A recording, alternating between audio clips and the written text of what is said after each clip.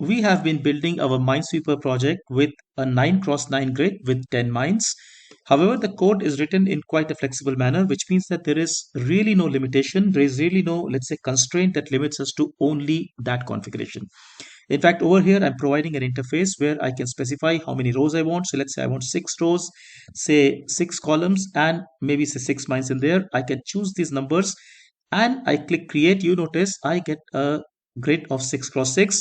The label has become 6, the mines label, because look, there are 6 mines to be unflagged, and everything else works exactly the same exact way, right? So when I do this, for instance, so I can flag this. Okay, so this is not a mine. Okay, so this must be a mine. These are not mines. This is not a mine. Okay, so here, this, okay, I can't be too sure which of these is a mine, so I have to take some chance here, I guess. Let me just try the corner. Okay, so let's try it here. All right, so a little bit hard, even though it's like lesser number of mines. Okay, so it's one of these is a mine. One of these is a mine, which means that, okay, okay, there could be a mine here too. Okay, so I know that these two have to be mines, right? So these two are mines. So this is not a mine. This is not a mine. This is not a mine. Um, so two more mines to be discovered. Okay, this just have to take a chance, I guess. All right, so I was quite lucky to have survived this. All right, so I know that this is a mine. This is a mine, and I think with this the game gets completed. Notice, however, that once I create the board, I disable the create button, which means that if I want to play a different configuration, I must run the program again. However, I can always reset this and let's say start the game once again in the same board.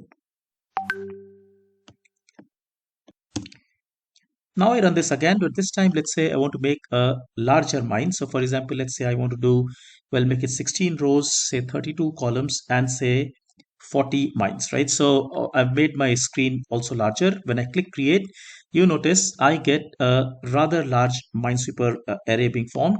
Of course, this is it's going to take time to solve this, but a lot of things will also open up, right? However, this does take time because there are many more mines in there, right? So if I, let's say, start playing this, it takes time, but we can indeed solve this. So the point I'm trying to make is that now this is very, very flexible. The player gets to choose how many rows, how many columns, and how many mines. And this could be quite interesting to create like some kind of difficulty levels and so on, right? We are enhancing here the Minesweeper project from the YByte Python curriculum available at www.ybyte.in.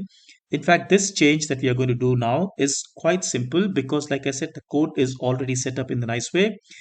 We need really two things here. First, we need to define these widgets over here and place them, let's say, the way they are placed.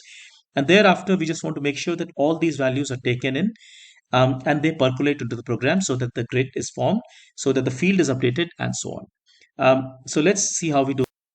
In fact, I have already done part of the work, which is quite standard. So basically, I have created an input frame here I just call these 4 widgets in the input frame. In this, I'm putting 4 widgets, actually 7 widgets. So 4 for the, let's say, input and 3 of these labels.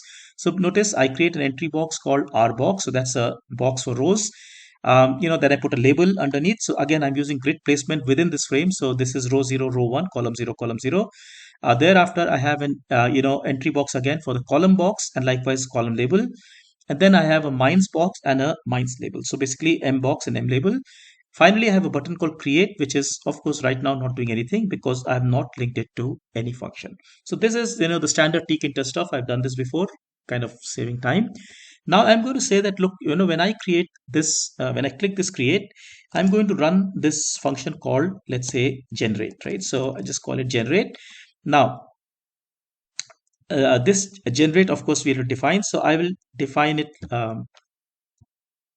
Now let me define this function over here. So basically, I just go and say, look, def say generate. Now remember that through this function, I must set these values of n calls, n rows, and n mines.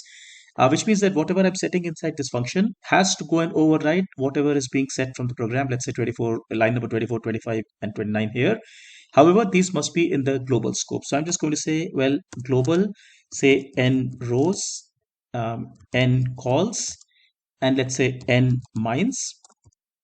Also, the list field will have to be dimensioned according to the inputs given from these boxes. So n rows, n calls, and n mines, which means that I will create a field inside the function, but then again I'll have to make it global. So I'm just going to say, well, global say field, and thereafter basically I need to read the number of rows requested, number of columns requested, and so on.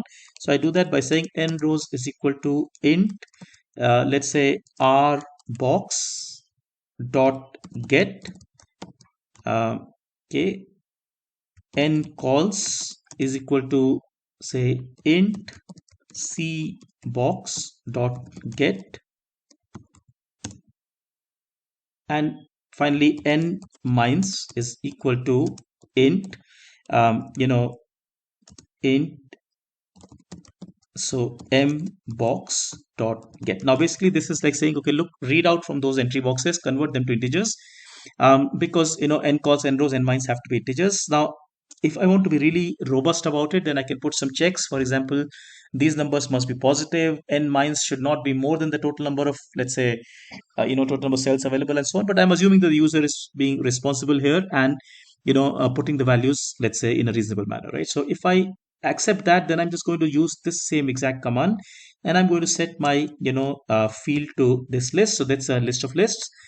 Having done this, I'm going to do a few things. Number one, I'm going to disable the create button. So I just go and say create a button, let's say state. Like I said, once the player has created the minefield, we disable this button, but the restart button is always available to the player. Now, having done this, I just need to call my other functions which I've been using. So I just go and say, well, create board with these values, n rows, n calls, and n mines, place the mines. So find the locations for mines and update the field. And really, that's pretty much about it.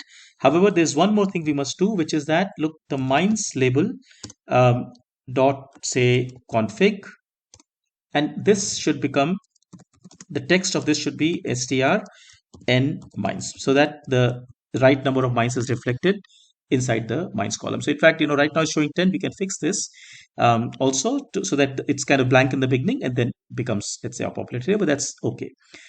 Important, however, to make sure that we don't call these functions elsewhere, because otherwise, even if we don't create anything, a 9x9 grid will get created. So I'm just going to comment these out from here. And what this will do is something quite nice. I just reset the stopwatch.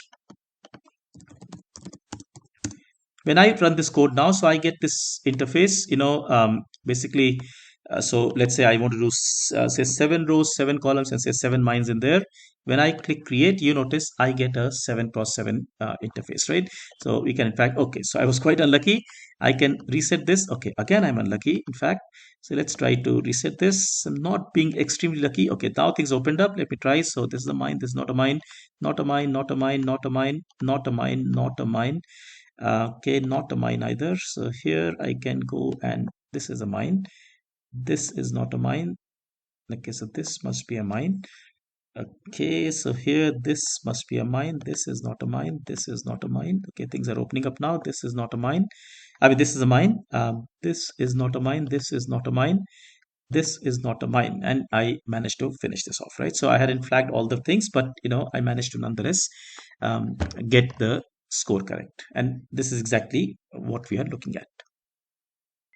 Let's now build something that is rather large. Now, what I can do is to make my canvas large so that the mines can be accommodated. Let's say I want, say, 15 rows, say 30 columns. So now notice this is a rectangular grid now, and maybe with, let's say, 30 mines, right? Or say 40 mines. So maybe I can do 16, 32, and 40 as I was doing in the demonstration, right? So 16, 32, and 40. Now, obviously, this is hard to play, but my screen needs to be even bigger for this mine to be shown completely, right? So notice this is showing completely. In fact, if I really want, I can adjust the dimensions upfront, but this is also just fine, right? Because the size can be rescaled, right? Now, if I try to play this, obviously this is a lot larger than what I had, let's say, bargained for. I lose this game, right? Again, this is all happening because everything is in fact set up in the game, right? So basically these n rows, n mines, n calls gets percolated throughout the program, and the whole game basically just keeps working, right? So I hope the idea is clear. Quite nice, because this allows us to customize the difficulty level as we want to, and make the game more interesting. I hope you found this useful. In general, building activities is a good way to learn programming, and that's exactly what we do at YByte. Build an activity, think about how we can enhance them, and then implement the enhancement. Look at our website, www.ybyte.in. We have many, many, many activities of this sort. Take care. Thank you so much. Enjoy programming.